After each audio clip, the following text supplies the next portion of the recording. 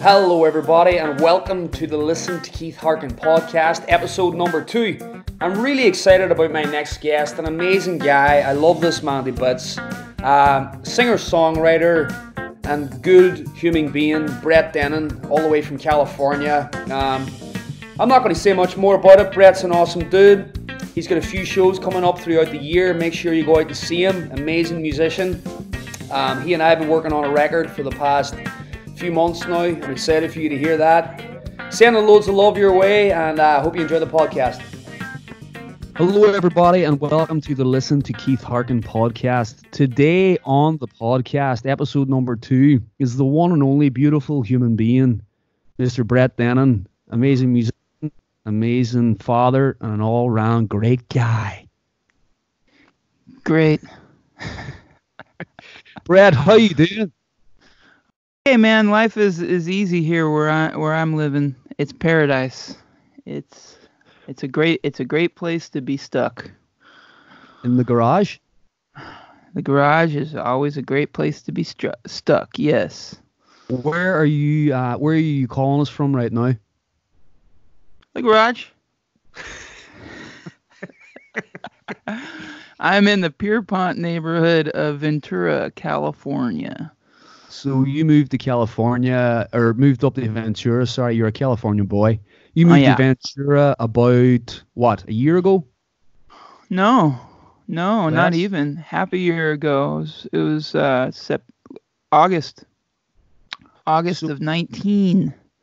So you were born in like Sonoma direction, right? Am I right or wrong? The direction is right, but about 3 hours east. Right. 2.5, 3 hours east and south in the Central Valley, Modesto area. I'm from a little town, a little almond and dairy town called Oakdale, California, the real California. So for those of us that aren't familiar with California or United States, is that like the countryside? Is it like a farming community? It's farming, yeah. Most of California is agriculture, but you don't really see that in the movies. You see San Francisco and Los Angeles, but most of California is cattle grazing, a lot of nut trees, fruit trees,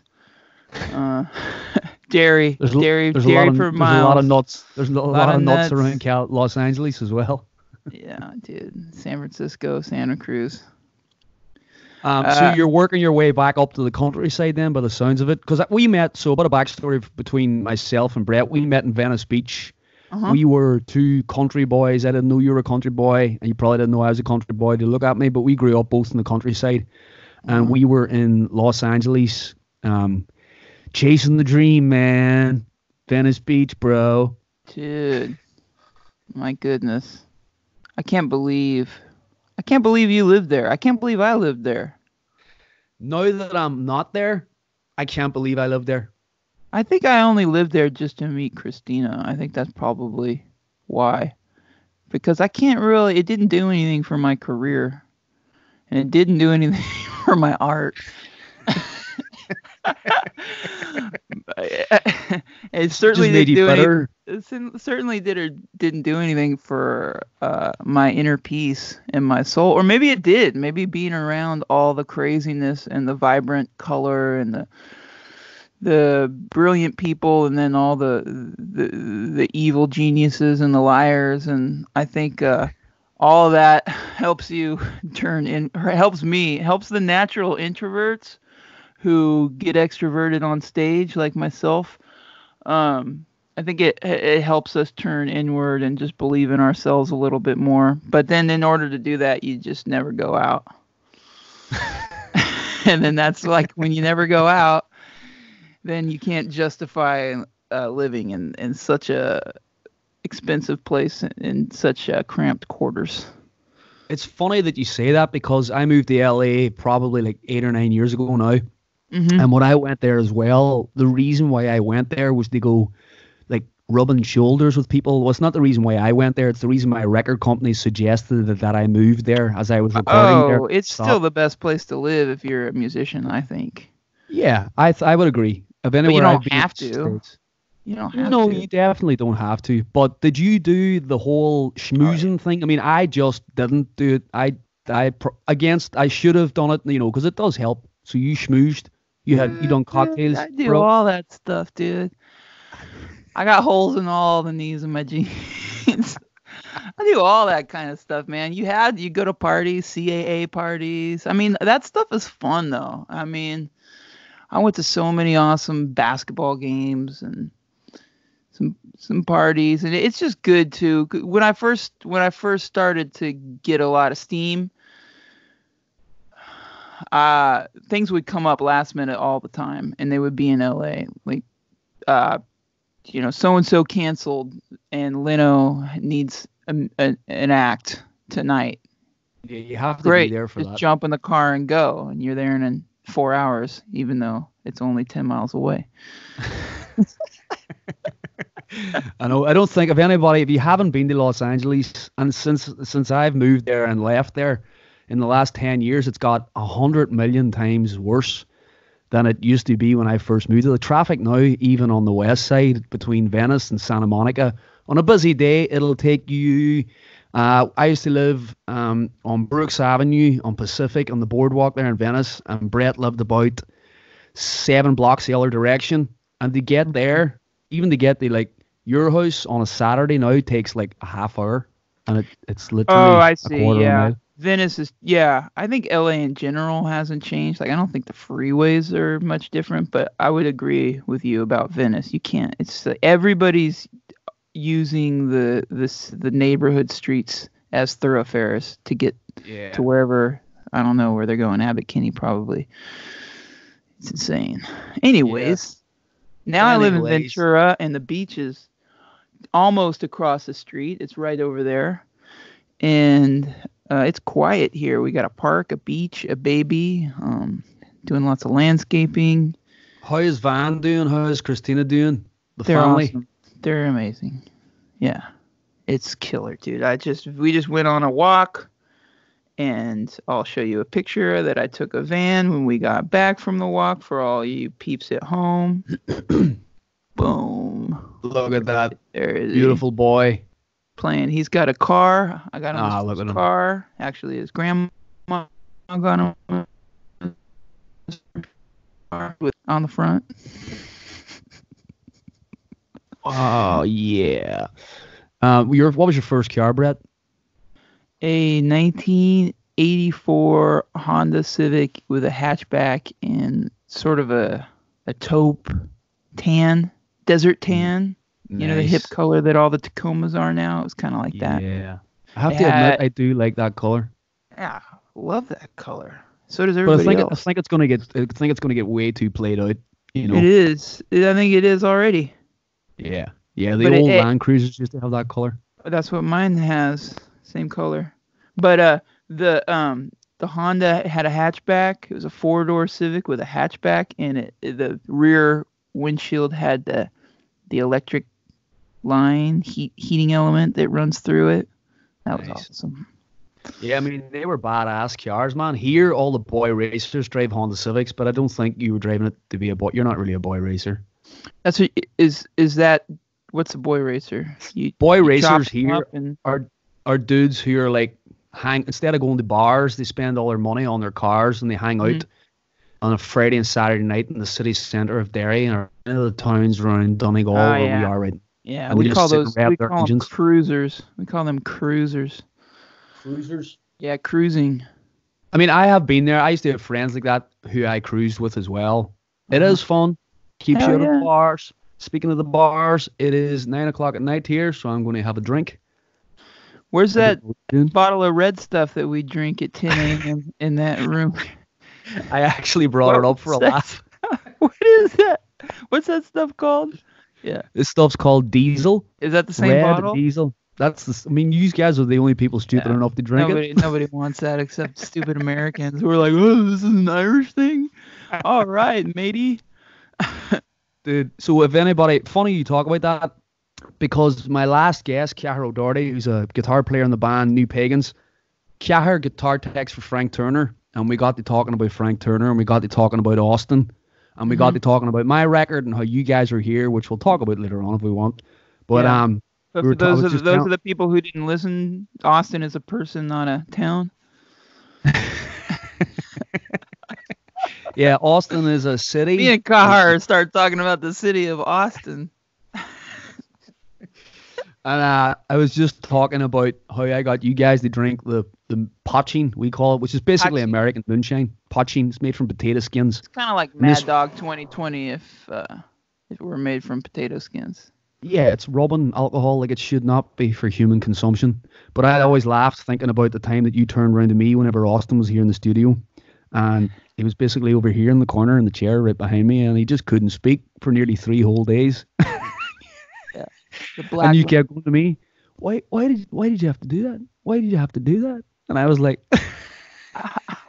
I didn't do you it. mean like night 1? Is that what you mean? Night 1 and then the grand finale down in that teenage disco bar in Dunfanaghy. I can't remember the name of that bar. If you know us from Dunfanaghy, I'm apologizing right now. There was some shady dudes in the corner snuffing snuff. Yeah, we were snuffing tobacco. It was the weirdest stuff. We weren't snuffing drugs. Anybody who's listening, tobacco is a legal substance here. Yeah. And like, America as well. Like a Native American thing. Yeah. But we definitely are not Native Americans, and we definitely looked creepy in that nightclub. Everybody else was like 17, and Austin and I were drinking all day. Doing snuff. Good times. Great times. Fond memories. Great guys. Great guys. Music, Brett, what have you been doing music-wise? You just recorded a record, speaking of that devil, with Austin, correct? Speaking of Austin, yeah, The Long Black Shadow. The Texas Rainbow. The Texas Rainbow. I'm going to have to get him on here. That's the first 2 podcasts. His name's come up. Yeah. You've talked about him on 100% of your podcasts. Yeah. Yeah. He's a brilliant person, and he's a great, a kind, sweet soul. But musically, he's kind of like like a savant. He and I went to a studio in East Nashville called Battle Tapes, owned and operated by an engineer named Jeremy Ferguson. We spent a couple of weeks there recording song after song after song, and 10 of them we decided to finish, and I think we're done. But we still have to mix it, and I don't even have a label at the moment. So sorry, Brett, that just froze for some reason. So say that again. Oh, so good. You still have to mix it. Yeah, I did. What else? And I don't know how I'm gonna release it. No, probably just independently.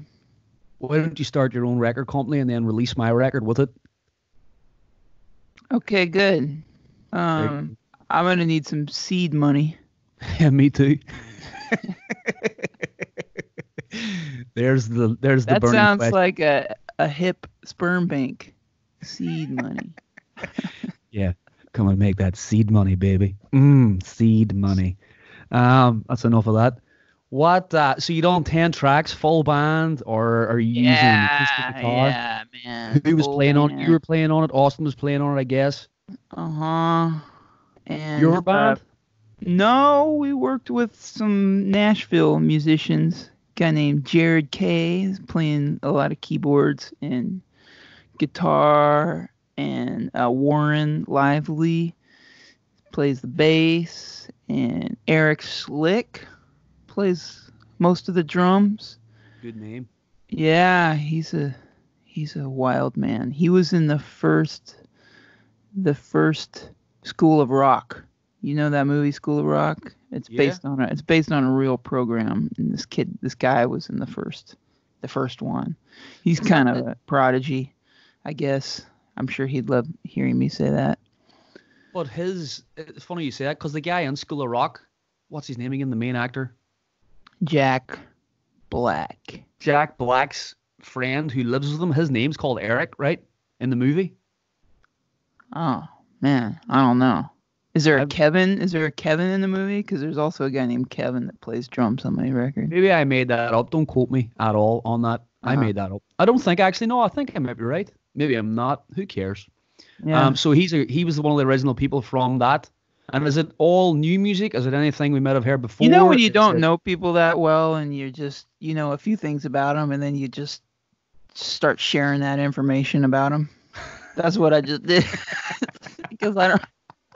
He's in the band Dr. Dog too. I guess I should have said that, but All right. somebody else once told me that he was in the first School of Rock and that he was a child prodigy. That made me think, oh, that's cool. And now I just did it. Now I just said it, and I didn't like it that I said that. But that's okay. Nobody's going to judge you, man. This is a conversational podcast. It's not a script. So is it all new music you've done, Brett? Yeah. Or is it awesome? Did you have it written before you went in, or did you write it all yourself? Mm-hmm. Because that's what you do. That's what I What do. I do. And I go in there and then I dictate it all through my mouth. I say drums go like this. And the bass is like boom, boom. No. Yeah, that's what happens when you don't go to school. That's the way that is literally how I tell people how to play music. As funny as you're trying to be. Oh, you do? Do you when you do that? You didn't seem to do that when we worked together. You do it on the road? I never tell anybody when I write a song. I try lately, the last few years, I try to just write it, do a demo of it on my iPhone, and then forget about it, and then share that demo with the people that I'm recording with, and just whatever their first impressions are, as long as it's good, we go with it. But I try not to overthink it or think about what am I gonna do on this song, or what are the drums gonna do, or what. I try to stay away from that kind of thinking altogether. Yeah, funny that you say that. That's kind of, I mean, at the end of the day, you've got the knowledge to bring the right players into the studio with you. So you have to respect them, respect what they know, respect their influences. You know, you wouldn't have them in there in the first place, you know. And it's always beautiful to hear someone else's interpretation of what your song is, or a certain note or a certain inflection you put on your voice or guitar, and then they take that one wee ounce of a note and make it into a whole big part on a song. You know, I always love that as well. You know, and there's always a certain magic that can be captured when something is inspired or in that moment of conception where it happens sort of. It's not perfect, you know, it's not rehearsed a million times, but it comes together. There's a certain magic that you can grab and record in that moment that you can't get back. At least it feels that way. Yeah. Well, that's funny you say that. That's the way we recorded the album, my second record, Mercy Street. We literally it was Chrissy Hines, one of her touring bands are all my guys on that record. Awesome dudes, Jeff, Pat, Vetsio. And they, like, same thing.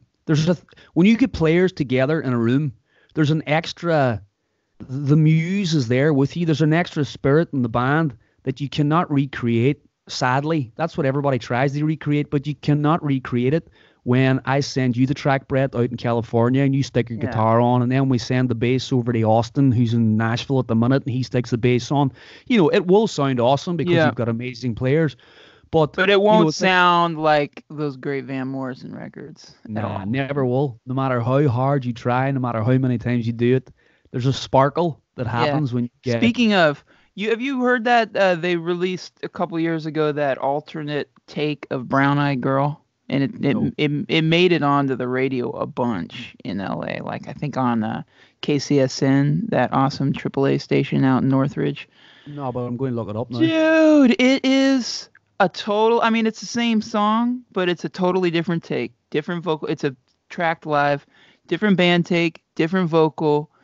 It's equally as good, but it's just, it's different. The guitar, I don't know if it was right before the guitar player came up with the hook that everybody knows and everybody learns how to play when they're 14, but it's like, it's almost there, but it's good. I mean, the take that we all know and love is better. Or at least it's more of a hit. But this new re-release, or new, I guess not re-release, this release of that alternate take is just from probably the same day, same hour of the studio, same players, same personnel, same everything. It's just an alternate take. It's awesome. Well, that's So probably good. been, those guys were there and they ran through it once and they were like, Jesus, this is a good song. And We they got need them, but then they got the magic take. let's put an extra hook on here. Let's put a hook in there. Let's work on this, because that Yeah, song is a pop and that's perfect what, song. and it made me, what you're saying made me think of that, because they're in the studio when everything's fresh and new. You run it a couple times and then something starts to click, and the minute that it clicks and you get that magic take, then that can take you so far. I mean, a good song, a good melody, and good lyrics and everything, that'll take you all the way too. But if you get that magic take, it's not like when you're sending files around the world, you can make a great song, but you're not going to have that magic thing that No, happens. you We're in a room never will. together. Yeah. There's no Drinking red plug-in. moonshine. I mean, it's true though. It's all about the vibe. At the end of the day, you need to submerge yourself in what you're doing, and the thing is about that too, though. Not only you're saying, you're going to end up with a magic take. I remember those. There's not a whole lot of times that's happened in my career in the studio, and I've recorded lots of songs. Well, actually, probably more times than what I remember, but there's a bunch of times that I was in the studio, and you can feel it happening. You can feel that magic coming into your ears. You can see everybody in the room like becoming the one big instrument together and breathing together and playing together. And those for me. Sorry to interrupt you, but did it take you a long time to, because I'm remembering being exactly what you're saying, like looking around the room and thinking everything's clicking. And those first 4 or 5 records that I made, every time we would do that, I would think we'd finish a take and I'd be like, oh, that was the one. And then everybody else in the room would be like, no, I like the one before it. Yeah. Or the one, They're like, I like 3 ago. And I'm like, what? And I was wrong every time. Yeah, I'm pretty sure that happened every song that I recorded with you in Austin. I was down in the vocal booth downstairs like, yeah. And then you'd be like, all right, so can you just do that 4 more times for me now? And I'd be all, fuck. Oh, shit. Well, but you sing pretty much, you're very consistent. It wasn't like you were giving a lot of variation. That's hard to do, to sing exactly the same. And there was a couple times where I said, you just have to do something completely different, and then you'd vary. But most of the time, you can sing it right on exactly the same way every time. The only other person, not to name drop, but the only other person that I've seen do that is Jason Mraz. That dude is like, I've watched him double a vocal, and you can't even tell it's doubled. He sings it so spot on. I think that's practice as well, though. Like accidental practice, if that makes sense. I done 10 years with Celtic Thunder, and every night you're playing an identical click track with 5 6-piece harmonies. So you have to sing it right every time. Yeah. It's not like you're playing with your band and you can go off and have a good old time and just freestyle it. So I think, and funny, I was never like that until I think I joined Celtic Thunder. I'd done that for so many years and so many shows, because whenever we were in the studio recording those songs, we used to have this producer, the first producer, Phil Coulter, man, and it wasn't fun being in the studio with him. He was just there was always this pressure on your chest, the way we are in the studio. I was in the studios in London way before Celtic Thunder, and it was always a laugh. Musicians, we became musicians, so we didn't have serious jobs. And this guy would put this pressure on your chest, and he'd be like, you've got 2 takes, and you would literally have to go on, know the song exactly in your brain how you're going to do it, and sing the 2 takes as best as your heart and lungs can do it. And if you done it wrong, you got a 3rd take, and that was it. Whoa. Yeah. That's kind of like an old school way of doing it. He was an older dude. But it was never like fun. Never was it like, yeah, it's fucking awesome, let's do that again, or like, maybe try it. Like, it was just always like, fuck, I need to get this right every time you went in behind the mic. Wow. Was he a part of the touring component of the group, or was he just in this studio? Like, did he have a financial stake in the biz? I don't know, man, if he did or he didn't. That was above my pay grade. But he was like, you just need to look good and sing. Don't worry about this. You stay there, look pretty, and show those teethers, boy. Yeah. So speaking of some dudes from Alabama were musically directing the production of Celtic Thunder. Yeah, actually, this is the podcast where I tell everyone nobody in Celtic Thunder is actually Irish. They're all from Alabama, and they're all top grade A actors. And they're all got fake teeth in. Just so you know, you heard it here first, everybody. Speaking of you and a yeehaw, I brought Mitchell, our mutual dear friend, on tour with me for You 2 sure weeks, and it was awesome. I have to admit, it was such a laugh. Best? He's such a sweetheart. I didn't realize how much of a sweetheart Mitchell was actually until I went on tour with him. Because I only know Mitchell from I know him really well, but I've never got to actually spend day in day out. So it was just him and I in the van for 2 weeks. Mm-hmm. And he's a sweetheart, man. I love him so much, Mitchell. If you hear this, thank you so much for everything you done for me on the road, man. You were funny when you needed to be. You were my emotional punch bag when you needed to be. And you done loads of stupid, funny shit that I would love to see you do again and again and again. I just got off the phone with him a couple hours ago, an hour ago. He's at my house. He's at my cabin, and he keeps trying to get the internet to work faster, but it's remote up there. There's no high-speed internet. It's satellite, and it's snowing, so he's screwed. He's gonna have to watch my DVDs. I only got 2. Dude, one's a Jane Fonda workout video, and one's Butch Cassidy and the Sundance Kid. That's all you need. That's all you need. Right there. That's all you need.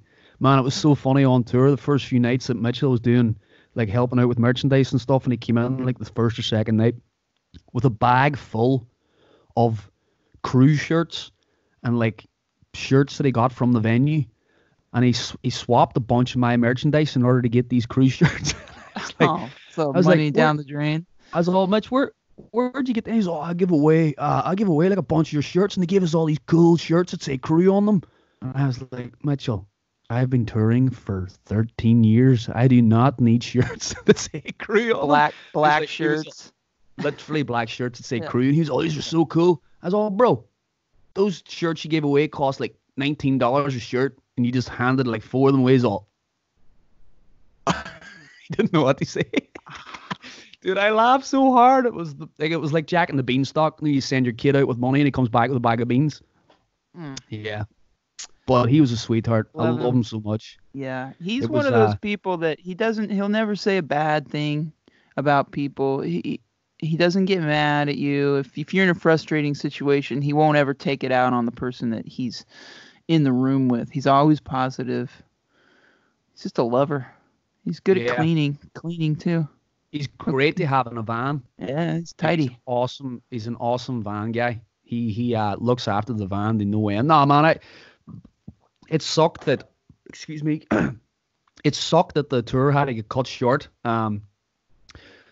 Because, and in fairness to Mitchell, he turned around to me the second we cut it short. We were in Boston, and I had to get the van back to Las Vegas. And he turned around and he says, Keith, get on a flight right now. I'll drive the van back. And it wasn't even a thought in his mind, Yeah. I wouldn't have done that. I wouldn't have done that for no one. It was a 4-day drive. He He's that kind of guy. He is that kind of guy, so he's a sweetheart. So you were in Boston when you made the decision to shut it down?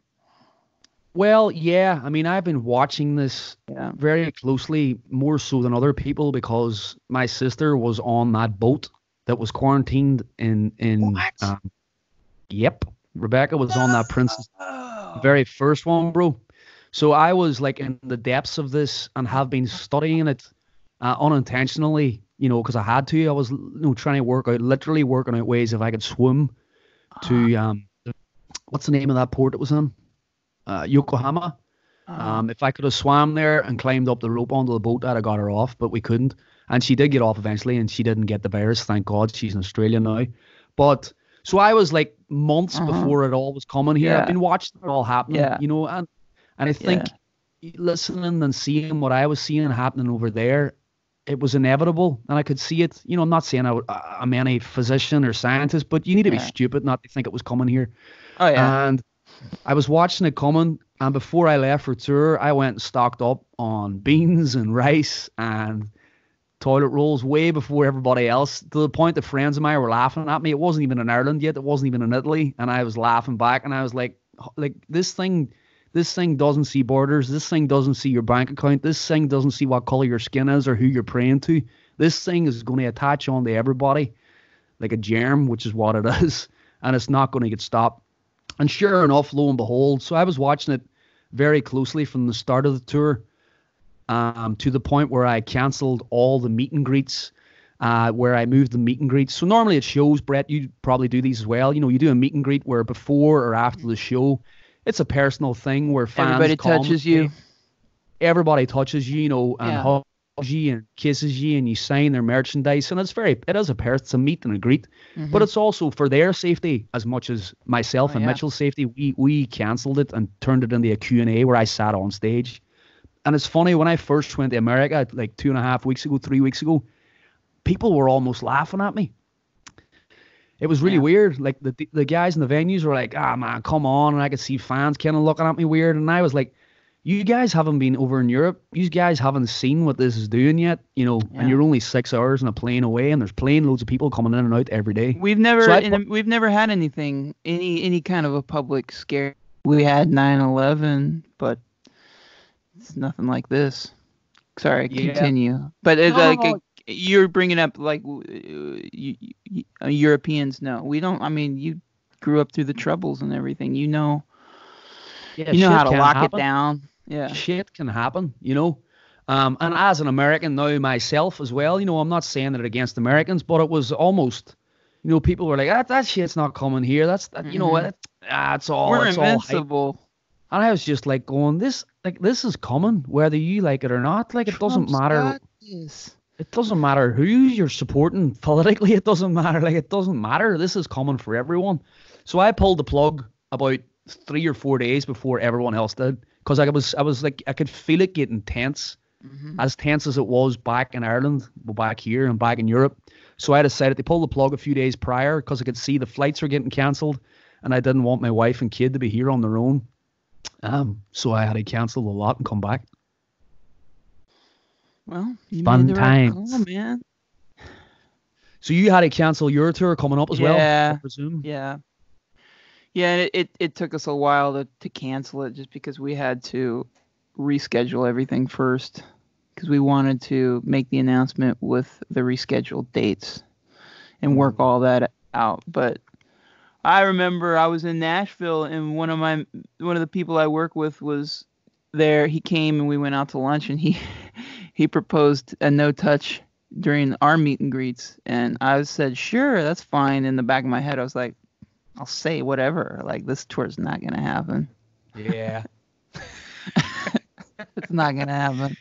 I just when I saw Justin Bieber had to drastically downsize his venues, I was like, oh, people aren't going out to see the Biebs.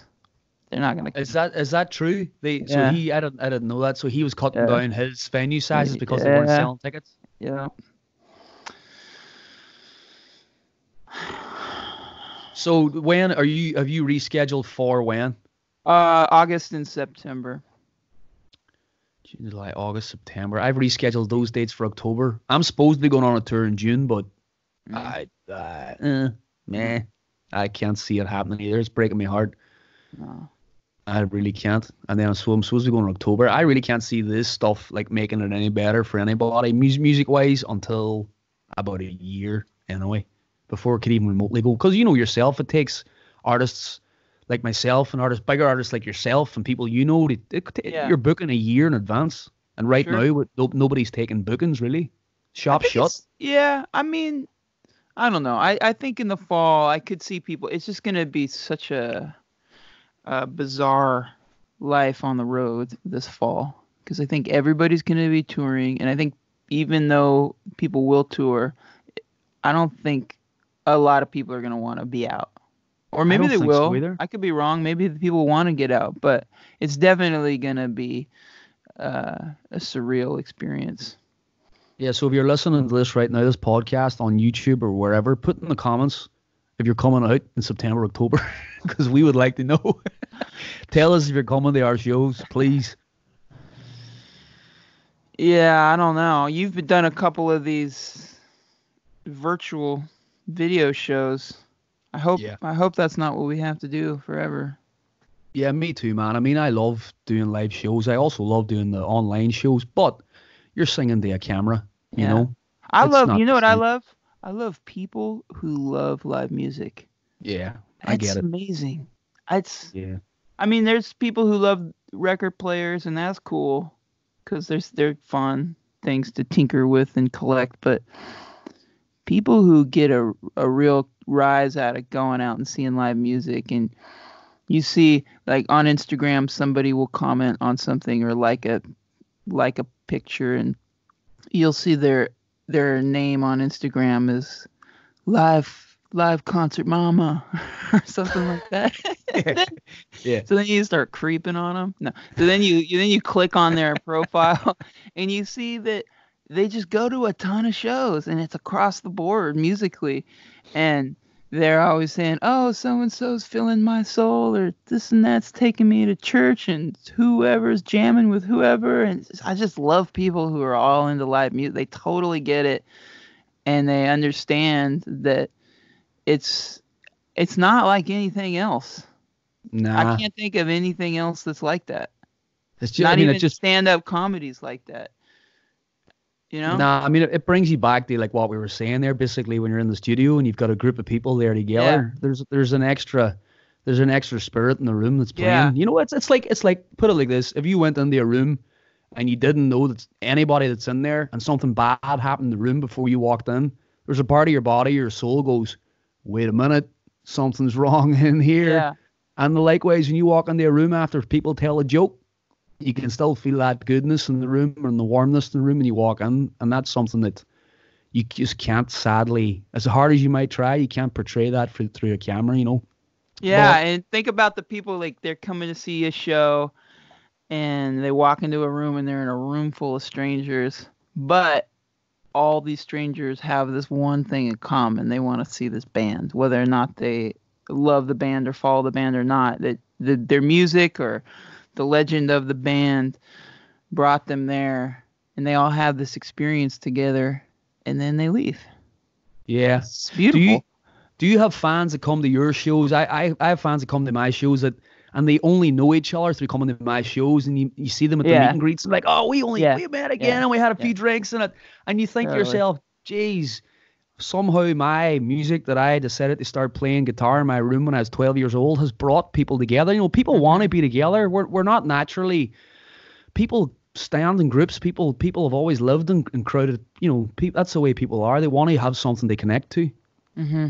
It's like Soul Cycle or Spin Cycle. Like Oh that's like one yeah. of the biggest companies in the world today. And I think it's because it's almost like it's like their religion. They go there Yeah. together. They all try to get into the one feeling together. They all get the Hmm. one focus. You know, they've got their leader in the front who's driving them all along. You know, music kind of does the same thing. Yeah. And for that, I think that these tours that are going to happen after COVID-19 are going to be really special. They're going to be different. It's going to be kind of weird. But I think for the real music fans, I think Yeah. it's going to be like if you cut a tree in half and you see the rings and it's like, what happened this year? Why is the gap so big, or did the tree think it was dead and then it came back to life? It's gonna be one of those, like that latter part. I think it's like, did the music die? No, the music didn't die. And who are the people that went out and saw the shows, and the hardcore live music fans? I think it's gonna be really special for them. Yeah, I agree. It's like, you know, it's funny you're saying like the rings, what happened in this year. Have you seen any of the footage of like Italy and different countries that are in complete Oh, lockdown with yeah. nature? Have you seen like the pictures of like the wild boar walking around in the main streets in Oh Rome when there's deer man. walking around? It's like Mhm. hilarious. It's like Mother Earth went, now I can take back what I own. This is mine. This isn't yours, feeble human. Feeble humans with Yeah. lots of money. There's deers walking around. There's boars walking around. There's like ducks in all the fountains outside the Sistine Chapel. I mean, it's sad and beautiful at the same time. Well, yeah, that's just in. I'm sure you've heard when they talk about the blue skies coming back to parts of China and northern Italy that haven't been blue in so long. I mean, Yeah.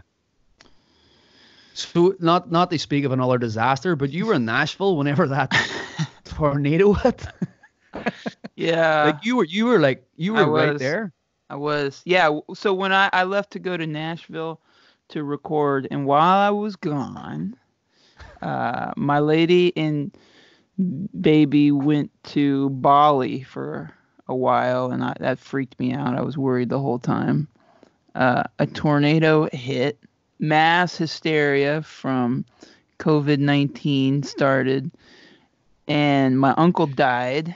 No way. Yeah, I'm sorry to hear that. Thank you. And oh, dude, I should show you. Speaking of my uncle, I'm a horrible multitasker, and I don't mean to pull up my phone during this, but my cousin, who's my uncle's only daughter, posted a photograph of her dad right after he passed, and so this is oh, I probably shouldn't, dude, I'm totally blowing her up, dude. I don't know how to do this. Oh, just put your thumb over her face and then show. That's without the facial hair. That dude. Oh, that's amazing. Me. That's amazing. Is that a big salmon? Yeah, probably. He lived in Pismo Beach forever. Loved to fish. He had a commercial fishing boat.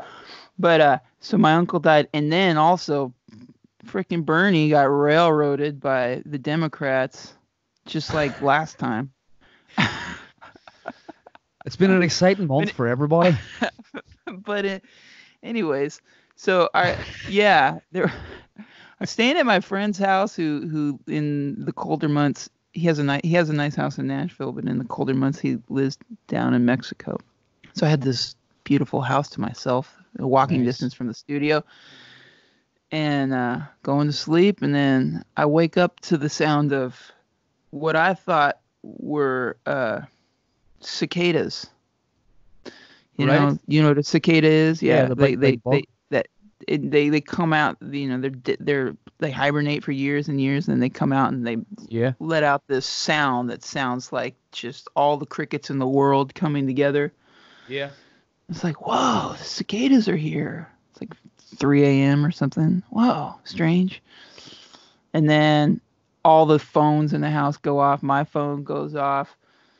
The phone on my computer downstairs goes off, and it wasn't a bug making that noise. It was his home alarm, which he set off several more times because he was freaked out because a tornado came through, blew one of his doors open, and he saw it all on his camera. But I slept through the whole. I slept through the whole. Yeah, I slept through the whole thing. So. Were you the only person in the house? Yeah, and so Christina's calling me from Bali, freaking out. She's like, "There's a tornado. What are you doing in there? Why are you sleeping? There's a tornado, and you got to go downstairs. The door's open and the house is flooded." No way. What? She's like, "Yeah, he's looking at the camera. The door's open." And it was like I'm like crawling downstairs, reaching my foot down at the bottom of the stairs just to feel water. Where's the water? There wasn't any water. His door was blown open though, but his house was fine. The tornado touched down about 3.5 miles away from where I was staying, and it's awful. Yeah, it tore up a lot. Fucking horrible what that thing did. And only two people in Nashville died, but in other parts of Tennessee, it just. So I was on tour, so it was like, what happened? It hit Nashville, and it hit where? It hit Putnam. It starts with a P. Putnam. I don't remember, but there's a county outside of Nashville that it killed somewhere near 20 people. Oh, no way, man. Yeah. Yeah, in the photos and the videos you see of that part and other parts, it just flattened. It flattened houses. Yeah, I mean, I've seen some photographs because like a few friends were posting photographs of some of the venues that they were playing and stuff, and they're gone. Like they got hit. Yeah, the basement east in Nashville, just one wall collapsed, the roof dropped down. that it's a bummer because that was like the special part. That was the special part of Nashville. Yeah. That little, but it's a lot of artists and a lot of musicians in that area, and they've already come together and really made a positive thing out of it. But now I think it's weird there now with the lockdown. I mean, I don't know. It's like it should be a time where people are rebuilding and getting together, and they can't. It's Well, man, maybe there's a silver lining to every cloud. Yeah. Maybe it'll give people a bit of time to actually think. Some people I find live in a certain place, and I'm not knocking Nashville at all or why you would want to leave it, but some people live in a certain place because that's where you live. Mm-hmm. And these times give you time to reflect on where you should be and why you're there. For me, anyway, being here at home right now, obviously I'm disgusted that I'm not on tour, after so many months of planning and money and yada, yada, yada, whatever else. But like, I feel like this is where I should be right now. I've been wanting to do these podcasts, and I started a Patreon page today, and I've been wanting to do it for nearly 2 years, but didn't have any time to do it. And I was going to start it in June this year. I was going to stop touring for at least 9 months. And I think it just came early for me this year, So I think maybe, it's not a bad thing. It'll give people the time to think on, instead of just getting straight back into their everyday, we have to build this house back up. We have to build this company back up because that's what we do. And this is what we're supposed to do. Now they might, like at the end of it, be like, fuck it.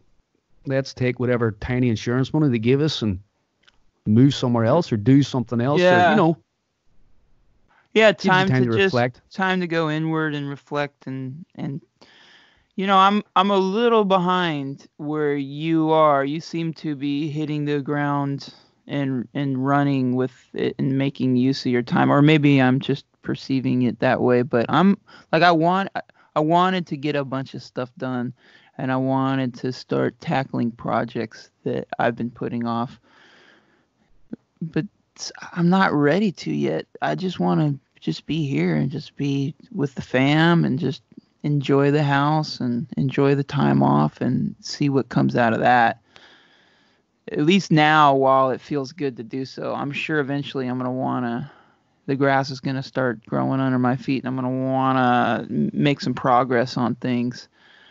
But for now, I have this awesome excuse to just do nothing.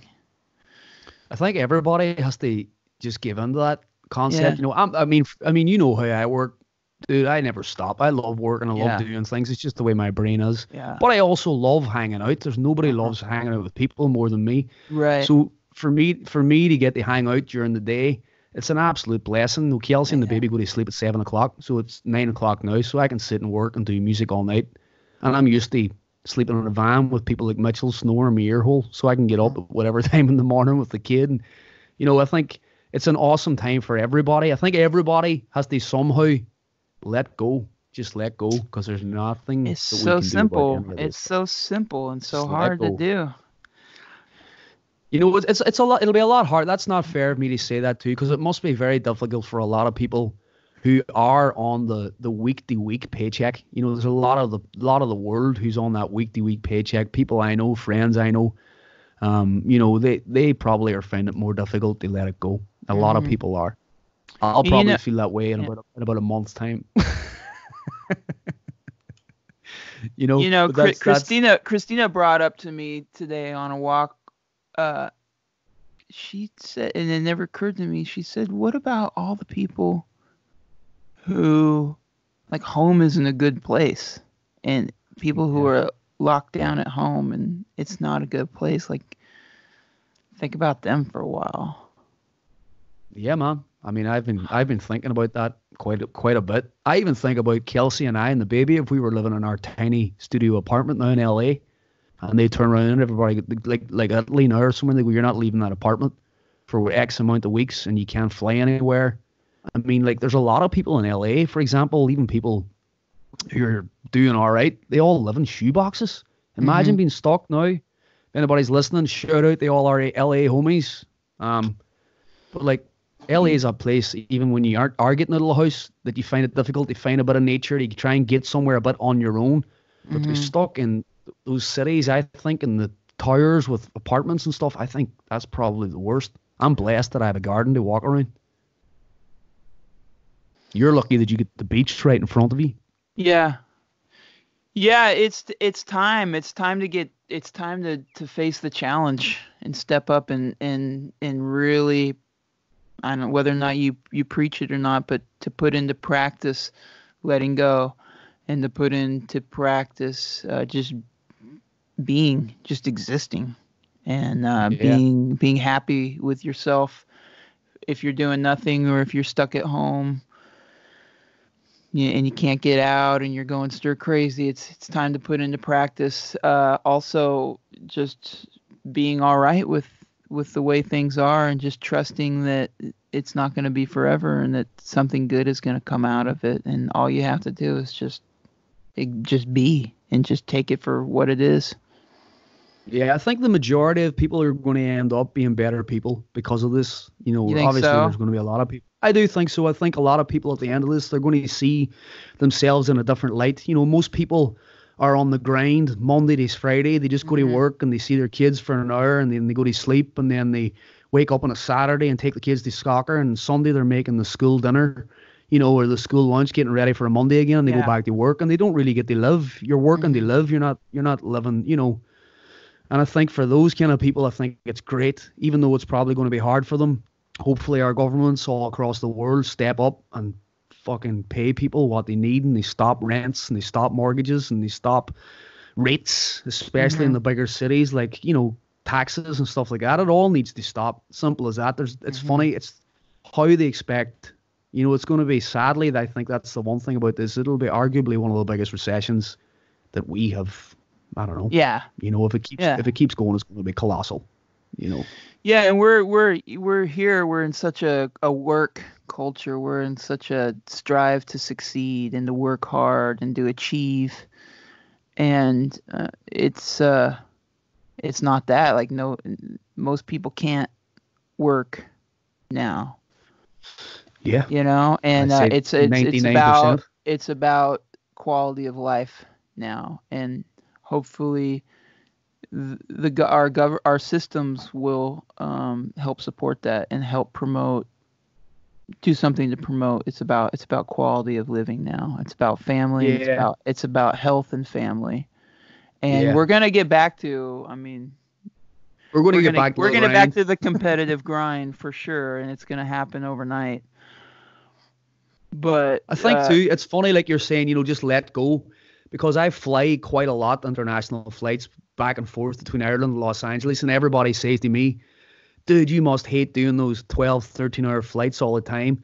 And I actually, like, maybe the first 2 times I've done it over whatever amount of years ago, but now I'm like, 13 hours where you get to sit and do absolutely nothing, and I bring my own food on the plane and watch movies. I'm like, man, just give in. I mean, you don't get to do that. You don't get to do that in your own home. When can you get to sit in your own home for 12 or 13 hours and nap and eat a slice of pizza and watch a movie? Yeah, is it true? Is it true that you get on a 13-hour flight and you go and switch seats with somebody in a middle seat? Me? Yeah. Yeah. Isn't that your move? You go up and you say, "Hey, stranger, switch with me. I got a window. I got an aisle. Can I take your middle seat?" No, definitely not. I'm a window seat kind of guy. That would be a special angel, though. One of the if somebody made that, you know, you hear about people that pick a small task that brightens people's day, like make a garden or go around hugging people. What if that was your little small angel task? You just flew all the time. And you went trading seats with people stuck in the middle. Yeah, you should do that. You should do that. Yeah. You should definitely start doing that. You know, because especially for you, because you're only like 4'4". Yeah. You know, it's fine for me. You fit good in those middle seats. Totally. It's not. I mean, you should, now that you said it, 100%. You should step up to the plate, Brett, middle seat, Brett. Okay, so that's what I learned from this whole experience. Is I know my calling in life. So what are you going to do with this record now? Because like if you're not, you're next year. Are you going to release it for next year? You're hoping? You don't know. This year, yeah, it'll be out. It'll be out this summer in some capacity, or by the summer, maybe sooner in some. I don't know. I don't know if I'm. It's probably It's most likely being released independently. I'm just not sure if I'm going to start a label or not, or if I'm just going to distribute it. I don't know. But I'm open to whatever. I'd love to be signed to a label if it were the right scenario. I just don't know. I don't know how, when, or what right now. I know I have an awesome record though. I bet you do. You have to send it to me. When can I hear it? I'll send you some stuff to listen to. I think I just don't know if it's shareable yet because I think there's still some arranging that needs to be done with some of the tracks. But it's for the most part it's upbeat and I don't know. It's hard to describe music. I don't know how to do it. I got keys, just so you know. I haven't sent you. So for any of the listeners here right now, Brett, myself, and Austin Jenkins. Brett and Austin came over here to the studio, and we done a full record in like 10 days. Yeah. And it's fucking awesome too. I'm really proud of it, and I'm so delighted that you guys came over and we had a good time doing it too. Killer songs on your record, man. Killer songs. People are gonna shit when they hear it. They are. Just shit everywhere. You're just denying them. Every day goes on, you're denying them the juice. Yeah. Well, man, it's for a reason too. You know, I want to put the time right, and I want to get my head. I remember you normally I'm just like, that's cool, put it out. And I remember you sitting in the bar one night with me, and you were like, if you don't fucking do this record right, and if you don't, I would be so pissed. And not that I wouldn't do it right, but in my mind, when you said that, I was like, all right, I'm going to really put the effort in. So actually what I've done is I've went and got my piano player, Peter. Peter, if you're listening, shout out to you, Peter Sheridan. Peter's went and done keys and synths and Rhodes, and he's amazing on a bunch of stuff. I sent you that track. So Bees Wing is the only cover on the record, Richard Thompson. I sent you that one with the keys, but we've got keys for everything else, and I haven't got them mixed yet. I haven't even got to hear them myself. I don't even know what he played. But Peter has been playing all those songs with me on tour now for the last like 2 tours. So I'm sure it's pretty good, whatever he done. But the next plan is now to get in here and get Graham in here who engineered it. And but sure, he can't come here right now because I want to be here when we're doing the mixing. You know, because like not only. A lot of the stuff needs comped. A lot of the vocals need comped. You know, I started doing vocals on one of them in January, but which is very rare for me. My voice was crappy. My voice was like weirdly like straining downstairs, which I never get. So I was just like, dude, I called it at like 7 o'clock. I was like, this is a waste of time. So and that was the last chance I had. I was back on tour straight away after that. Your vocal, you're re-singing? I wasn't re-singing. You know, there was like 1 or 2 words that I heard nobody else would hear, and that I know I could do way better than what was there. You know, there was because a lot of it too we were making up on the fly. I thought you were on fire, man. Oh, I don't know. I would, if I were there, I would push to keep your vocals as is, just because it was just the right amount of control and just kind of coloring outside the lines, and the quality was good. And I love it when there's a bad note or a bad word or not a bad like curse word, but like a word that you can do better, but you just leave it in there. You got to leave the stuff that you're not happy with in there to some extent. Probably so. I mean, Bees Wing though, for those people who know that Bees Wing song, I didn't know it before I came to your place, and it's a great song, but your version is it's really good. Yeah, I've sent it to a few. I still don't know the name of the song. The toothbrush on a needle on a on a haystack. That's a funny little intimate tidbit about record making that people don't know about. There's you know a song inside and out, but you don't know the title because the engineer doesn't know it, or he writes it wrong on the file, and you always think And it's it'll this, or stay you don't that know what name he's saying forever. down there, and it's just always in. So I don't know what's the name of that song. Every morning there's a toothbrush. Life. Life. Well, the needle's like a toothbrush on the record. Yeah, that song. That actually, that lyric. That I one's came in up my with head that. still all the time. I think about that song all the time. It's got the hook. It's got the hook. Well, what happened was when Graham was, well, the first day we recorded that session, Graham was on the computer and he said to me, "What's this session called?" And I was like, "I don't know the fuck about sessions." And then about a month and a half later, I was on here on the computer in the studio, and I thought the whole session was vanished. I thought it was deleted. I was like, "Where is it? Where is it?" And then I was clicking and everything, and the last one was the one called the Fuck About Sessions, and it was our session, which brings me back to the name of the song. It took me about an hour to find it, bro. I was sweating bullets. Hey, one last thing. Smokey Bear, you done the song for Smokey Bear this year, which was absolutely fantastic. I loved it. I remember you playing it for us here, and I'm so glad they got to see it all unfold. What's been happening with that? I don't know.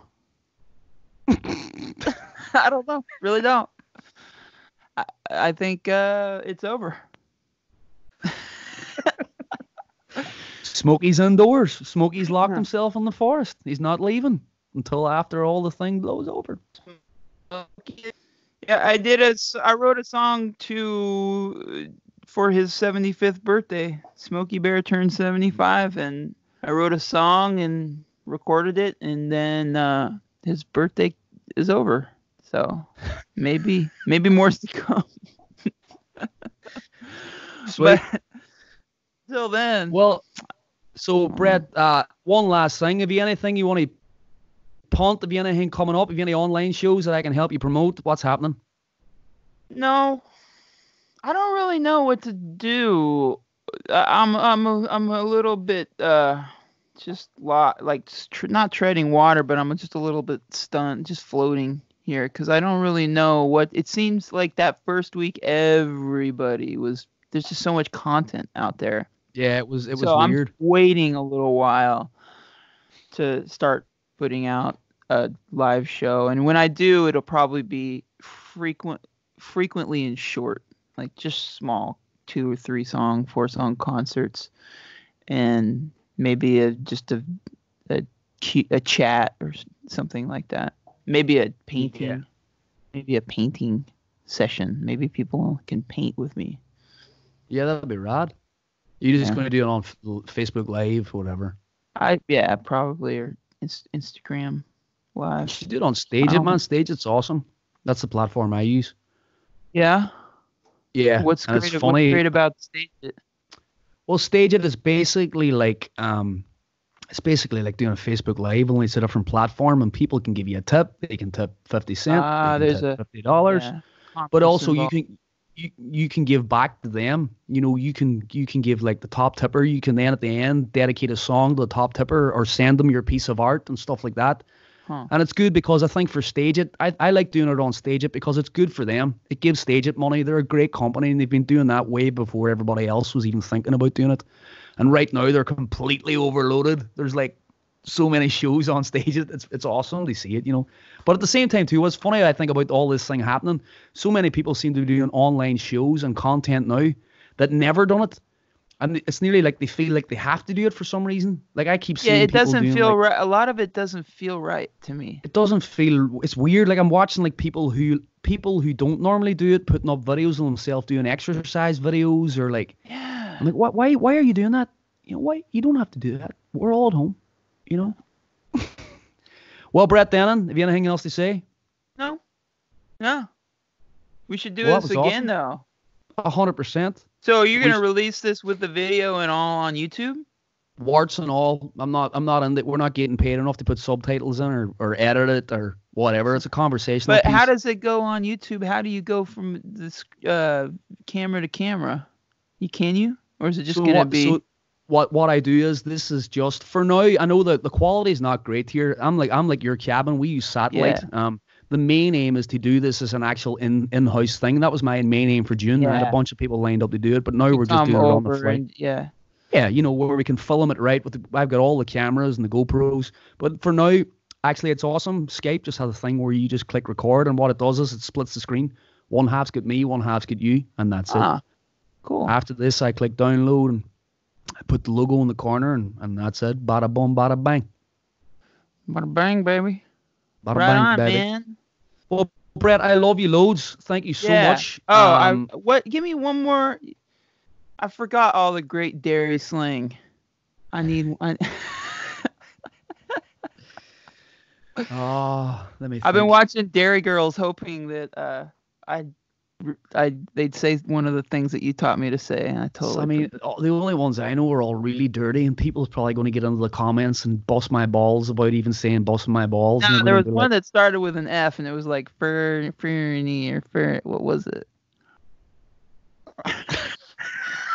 Come on, man! I need one. Starts with an F. Is it like a saying or a word? Yeah, you're like, if something's really cool, it's friggity or something like that. Come on, man. Give me one. Something's really cool. It's figurity. Are you sure it begins with... No, I'm not sure. I don't... Come on, my brain. Something that... Give me a good slang, a dairy slang. So dairy slang, if something's... What we say, if it's sweet and lethal, we say it's sweeful. Yeah, sweeful? Sweeful. But you don't pronounce the TH. It's SWEEFULL. Sweeful. Sweeful. And then if in the Irish language, which are probably a lot of people in Derry City, maybe they do know, but I don't think they do. In Derry City, we say if you've got a really good friend, it's mucker. What's happening, mucker? But in Irish, mohara, M-O-C-H-A-R-A, is mohara. And if you actually spell that out, it's like mucker. So I think people in Derry just said it how they seen it. And the abbreviation of that is Mux. What's happening, Mux? Hi, Sweeful. Sweeful, yeah. Were you out last night? I fucking steaming, Sweeful. All right, Mux, see you later. Sweeful. Those chippies are Sweeful. Right on. 2 sausages and a bag of chips. Hey, look, everybody, if you're listening to this... let me tell you one more story. Tell me. I'm all about it. Got plenty of time. My parents were here when it was St. Patrick's Day, and we didn't do jack squat because my parents, they're just, what day is it? But so Friday night, I said we should do a little something St. Patrick's Day. Have a little party in our lockdown. So Christina made some awesome cabbage and potatoes. Nice. And got some of those Beyond Meat sausages. Oh, nice. So good. And then I drank about 7 Guinness. It was I was properly toasted on the my cheeks and my neck were all just like fiery red. And your butthole the next day. Yeah. I ended up having a Irish fire ass. Yeah, firewater ass. I had a pretty sober St. Patrick's Day. I probably the most sober I've ever been in my life. I had an online stage show at 11 p.m. at night in the pub with a fire lit, and Kelsey came out, and we had two glasses of Guinness. The fire was lit, and a shot of whiskey. And I think Kelsey and I might maybe one day this week just have like day drinks in the bar and play with Waylon out in the garden, and the dangerous, beautiful thing about having a pub on the property. But thanks for doing this, Brett. I really appreciate it. I'll send you the link. Do what you want with it. Post it. Bury it. It'll be sweet. Thanks, Mux. For anybody that's listening here right now, we are only doing this for entertainment reasons only. I just call up people I know and ask them, do they want to do a stage it? Please don't take anything offensively. Please don't take anything to heart. We love you all. You're going to like some of this. You're going to not like some of it. You might like all of it. You mightn't like any of it. But we're going to keep doing them either way. This is Brett Dennen. Ladies and gentlemen, boys and girls, you've been listening to the Keith Harkin podcast. Check him out. Click subscribe if you've been liking it. And check out Brett Dennen's music because he's a kick-ass guy, a good father, and a really good musician. Thank you very much, Brett. Thank you. Well, there you have it, ladies and gentlemen, boys and girls. Episode number 2 of the Listen to Keith Harkin podcast. If there's any of this podcast that you liked at all, please click the subscribe button that you see somewhere around this video. If you liked it, share it on your Facebook. Check out Brett's music. He's an awesome guy. I'm going to have a few more podcasts coming your way very soon, sending loads of love and peace and happiness your way. Bye, guys.